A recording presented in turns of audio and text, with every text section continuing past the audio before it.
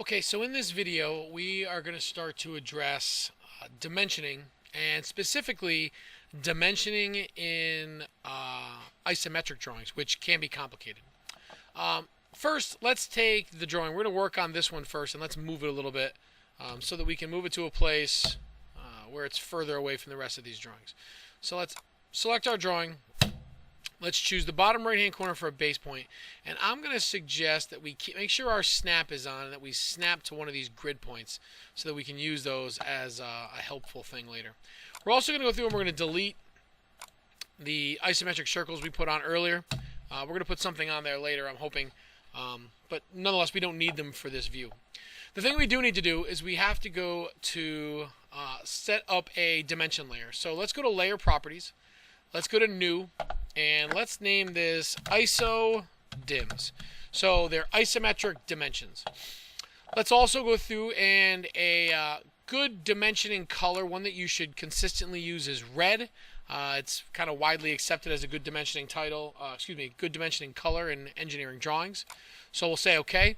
We're also going to set the line weight to 0.2, which is also a common size, and it's lighter than our 0.3 object layer, which is also helpful. So say OK, because dimension lines should be lighter and thinner. The other thing we're going to do is we're going to have to set up a dimension style, kind of like our text style that was up here. So this one right here is dimension style. So right now it says standard. We're going to go to new. Let's also name this ISO whatever. Let's just call it ISO for now so that we know the difference between the two. We're going to go, and we're going to start with standard, meaning all of the standard ones are going to be here, and we're going to change them as we go. And we're going to click annotative. We'll explain more about that later. So click annotative and say continue. We're going to go through here, and we're going to make sure that we have all of the different things set up the way that we want them set up. Our color, it says by block, which means that whatever layer we have it set up as is the color that we're going to end up with. Our line type we don't need to change. Our baseline spacing we're good. The color of our extension lines, those are good. If you're curious what some of these things are, your dimension line, if you were looking in here, your dimension line is the line that goes in between these two lines here. And then the extension line is the line that extends off of your object. So dimension line, extension line. And there are things that you'll learn about as we move through that you might want to consider. But for now, I think we're good. So that's good. We're good with this one. Symbols and arrows. I think we can leave our arrow size at the size that it is. We can leave our center mark the size that it is. Most of this is going to be okay as is.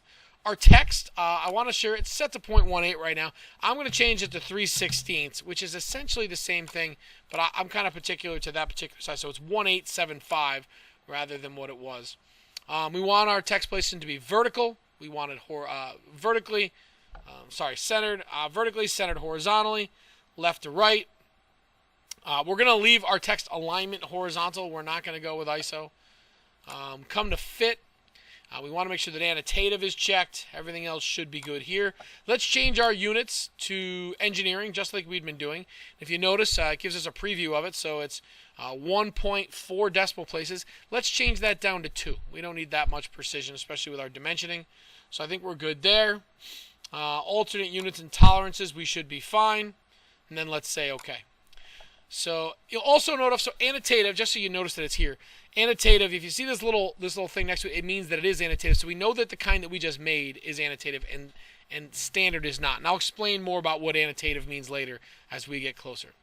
So let's click on it and just make sure it's current. So set current, say close. And now we're going to go through and we're going to start actually putting dimensions on our object.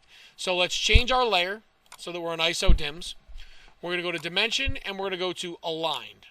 So aligned, we're going to throw all of our dimensions on and then we're going to change them after the fact. So let's click here and here. Pull this off. Hit enter. Let us do it again. Click here and here. We need the width. Pull that off. Hit enter. Here and here. Pull that off. Enter. We need this one here.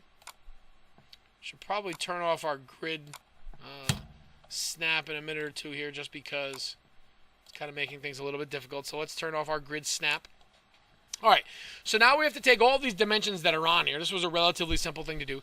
And we have to align them to our isometric drawing so that they're in the same alignment as the drawing that we have now. So we're going to type in dim edit. we're going to go to oblique. And now this can be a little bit tricky, so kind of watch how I'm grabbing here, and you have to, I'm going to try to explain how it works. But if we click here, and then we hit enter, we want to make sure that our dimension is going perpendicular to the way that we actually want it. So if I click here and here, you see it pops it in place, and you can see our lines are coming off at that same 30-degree angle. If I hit enter again, it'll put me right back in it. Hit oblique. I'll click this one, and again, we want to go perpendicular to the way we are, so we'll hit enter. Try to go this way. Might not like us. Sometimes it doesn't like. That was good. Okay, so let's hit enter again. Choose oblique. Click. We want to go perpendicular to this. So let's try going this way.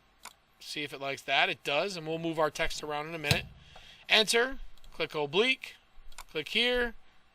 Again, we're going with the idea of going perpendicular, so I'll click down, I suppose. That looks good. Enter.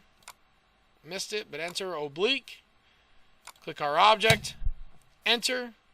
And again, we want to go perpendicular, so we're good there. Now let's go through and let's align all of ours. Let's get our dimensions a little closer to the object. They don't need to be quite this far away. Let's move this up. When we move this one, it looks like it, no, it didn't. I was going to say it looked like it moved them together, but it didn't. So let's click on this one. Let's get out of both of them. Click on this one. Let's align these two arrows up here. So we're there and there. Let's take this dimension text.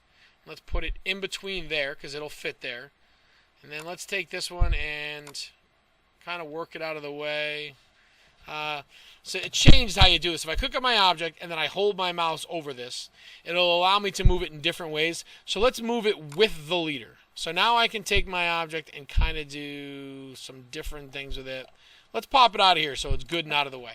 All right, but we do want our arrows lined up, so let's make sure we still have that. So move that to there. Let's go and do the same thing here. Let's move this one closer. And then let's move this one closer to that. Okay, so those are all good. Now the other thing I want to do is I want to get my dimension text in line with my line. So see how my dimension line is going this way and my text is going this way. So we're going to type in a different one, which is like the worst command name ever, but it's dim, T for text, edit. Dim text edit. Not my favorite. Let's click here. Oh, missed it. Oh, no, let's click there. We got it. Then come down here and click angle, or you could just type the letter A. Angle. And then we want to draw our mouse in the direction that we want it. So let's click here to here, because that's the angle that we want it at. So that gets that in line. So now our text is in line with that. Hit enter. We'll select our object again. I'll hit A for angle this time. Then we're going to specify the angle we want it at. We want it at this angle. That gets that. Enter. To do it again, click our object here. Choose angle. Line it up with this. Enter. Click here. Oops, sorry. Enter again. Choose our object. Angle. And we want that to be in line with these, I believe, right? Okay. Enter again. One more time here. Come down and hit angle. Then there to there. And we're in pretty good shape. I'm going to stop it here. And I will have a completed sheet that has all of these dimensions on it. And then you'll be able to come through and start doing all of your drawings. Right? Because we have all of them here. And then once they're all dimensioned properly, we're going to go back through and start entering them into sheets. But for now, I think that's enough. If you have any questions, good luck. Come up to and ask.